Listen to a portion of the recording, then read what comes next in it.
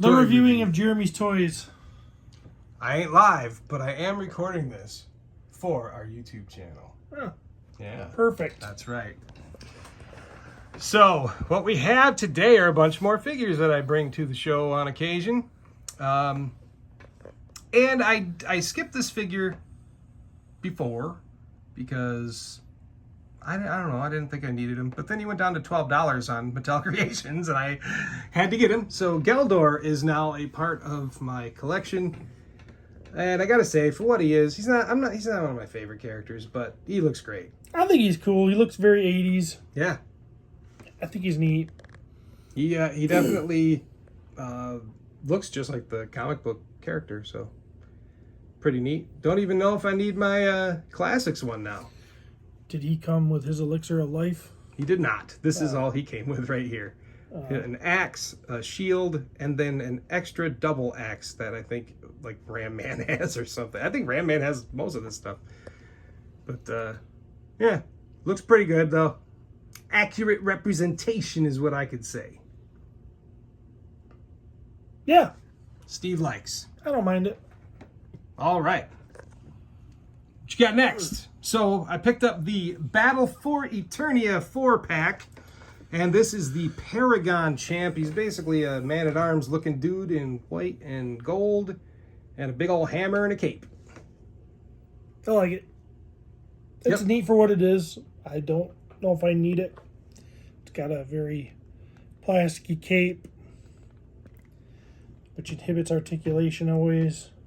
Yeah, I prefer cloth at this point. At this point, I think we're in a soft goods era of toys, and I keep using that hammer. His hammer gone. See, this is something that I've found with a lot of these characters is sometimes their weapons and stuff don't really work. It's from the start of Origins. Yes. If you remember the first box set that came with Prince Adam and He-Man, and it was that Castle Grayskull looking thing, Nate Bart just did the box art. It was awesome. Right from the start, the swords would pop right out of their hands. Yeah. You almost need, I think we had to like bend their thumb around it to make them hold it and stuff. Yeah. Just goofy. I have to check this. I don't think this is it. Yeah, so, but it's a cool color scheme and reminds me of Man of War. Yeah. When Man at Arms was that in Revolution. So, pretty cool. Nice figure. Can you hand me that hammer over there and check that hammer out? Pretty bulky hammer, but it looks nice. Good colors. I think we've seen this before. It might have even been with some of the wrestlers or something. Next, I believe this is the Pit Warden figure, whose leg just fell apart. I wish I could play with these figures without them falling apart. Wow. So the Pit Warden is basically a two-headed snakish character. Pretty interesting. He's got a too bad feel to him. Steve's trying to pop in his leg here. He had a moment. He seems to be having some troubles. Yeah, I don't know about that. Gonna need some heat. Gonna need some heat, says. Aren't these supposed to be break apart, like, friendly? Yeah. I think so. That's kind of what they said in the beginning. Okay. Well, there he is. All right. Basically has like a web store head, and but it's scaly, and I don't know. He's got like a snaky head on the other side. I mean, they're both supposed to be snaky type heads, but I don't really remember the story for this guy. It's something like if you cut off his appendages or something, they grow back even like as snakes or bigger or something. But he looks cool. It's an interesting take on the the two figures in one body thingy. Does come with like a neck extension, which I have on there, so the hinged jaw snake head can get up higher and whatnot. But he's got, it almost looks like a terror dog for that snake arm there. from Ghostbusters. Big old shield. I don't think we've seen that shield before, and if we have, I don't remember where. So hinge jaw on the terror dog arm too. Yep. So, I mean, fun, interesting for new stuff. He did come with the 2000X Skeletor sword, but it's like, fused together in just one solid color. I do like that we are getting some use out of this, or at least I guess some reuse, because they have put out a 2000X Skeletor already. But yeah, I don't know, pretty fun. Out of the 4, this might be my favorite one. I'm not sure. Next, I guess the Horde Revenant, which is just it's another Horde, I guess army builder if you want, but it's kind of, got Hordax color scheme and the big bat head and big red ears sticking off it and stuff. Pretty cool. I love me some Horde stuff. Maybe that's why, just because he's Horde colors and whatnot, and I just can't stay away from him, but it's pretty cool. Yeah. I mean, not really a lot to say about him, I no, guess. That's the thing with these, just they're just kind of there. yeah, why? Yeah. I mean, neat, but, I could use, like, what one is it? Stondar? Whatever one we don't have. I could use that. Mm-hmm. But hey, sure, make this guy. And last out of the 4 is not Skeletor. This is the Skella Knight.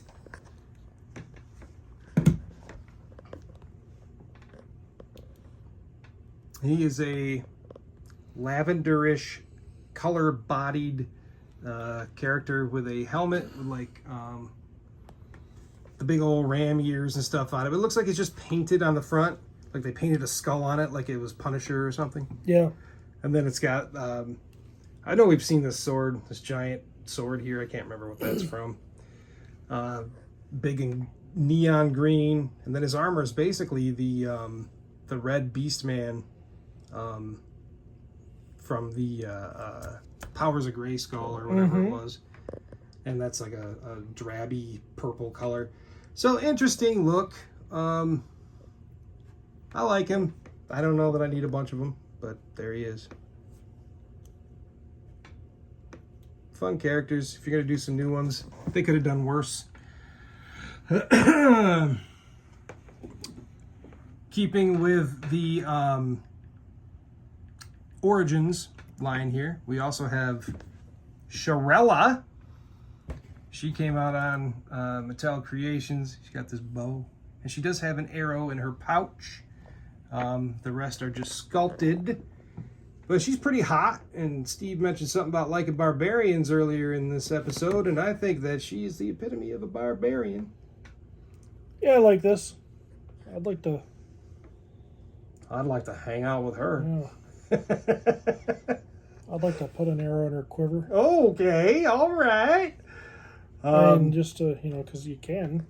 Yeah, it's right there on their side. Right there. Boop, boop. Boop, boop. What do you think I was talking about? That's what I thought you were talking about. I was hoping that's what you were talking about. Beautiful figure. Looks kind of like the Tila. I forget, the Battleground Tila or whatever. Yeah. Except not blonde. Yeah. So she was... she's something thrown in with the Powers of Grayskull line, like with Hero and Geldor, and I guess the Giants and like Eternia and all that type of stuff. So, and this, I guess some of the Snake Man. I don't know, man. The lore is crazy. But there she is. She's looking good.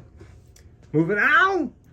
Last 2 figures I have are from the Turtles of Grayskull line, and I really enjoy these figures actually. These are some hits for me. This is Super Shredder. Wait a minute. Mm-hmm. Uh-oh. Isn't that what the San Diego... No, that's a... That's Skella Shredder. Okay. Yeah, right. So this is Super Shredder. It's basically Shredder with some Snake Man-ness to him. He's basically a snake guy, but with Shredder armor. And actually really cool Shredder armor, I have to say. Very spiky. Yeah, it's not bad. pretty intimidating. Could probably, you know, if that had a better paint job, that thing could really pop. But regardless, pretty good for what it is. They do have kind of a washy thing on the armor there going on. I don't know what that is. It kind of makes it look a little tarnished, if you will. Oh yeah, I see that now. Yeah. I like the mask, or the face mask. I think the eyes look pretty cool. They're painted pretty well. The weapon's pretty boring, just like a snake staff with some spikies at the end. But cool nonetheless. I do really like this figure. And then the last one is basically, I think it's supposed to be like King Hiss, but like foot soldiery. So he comes apart. You can put him together, take him apart. He's got these pieces to be basically King Hiss as a foot soldier, or a foot soldier as King Hiss. But then you have this other version where he's got freaking 4 arms and the giant snake head, and he's kind of gold and green, and he's got the snake body and big spiky tail thing. Just obnoxious and huge and ridiculous and pretty fun. Could probably do it with some paint apps, make it look a little cooler, but overall, very fun figure. Steve's trying to get him to stand. He's very, very front. You gotta make him lean back. Yeah, lean back. Lean back. Mm-hmm. Lean back. Pretty dramatic. Looks neat. I don't know what to say. It's interesting. Yeah, interesting for sure. It's kind of cool looking, but I don't know what to do with it. What do you do with it? Look at it? Yeah, duh. Okay. Or I guess you just turn him into, a foot soldier. Call it good. And there's that armor for that, for those watching the video. I do put this video up in Patreon first, as boring or as cool as it may be. You can check it out there, and then I will unlist it after a while and make it available to everybody. So, it's kind of cool. I'm disappointed that you gotta have him leaning back. There's not much posability with that tail, even though there's joints everywhere. Yeah. They just don't really do anything for you. Yeah. So you kind of only got one position to use that tail. Should have just been, maybe they could like not even give you the articulation and give you something that stands better. That's a good point. But whatever. Colors are fun. Yep. Yay. Yay! Figures. Figures. Figures. Figures. You gonna rip it apart? You can do it if you want. I don't want to. No. No? I'm just. All right. Oh, here's the head for the foot soldier too. Right. What's fun about it is it has the foot soldier design, the foot clan design logo from the 2003 show. So, there you go. Steve? Yeah. Any last words? Someday we'll have some good stuff to look at. Oh, man. All right. Video gone.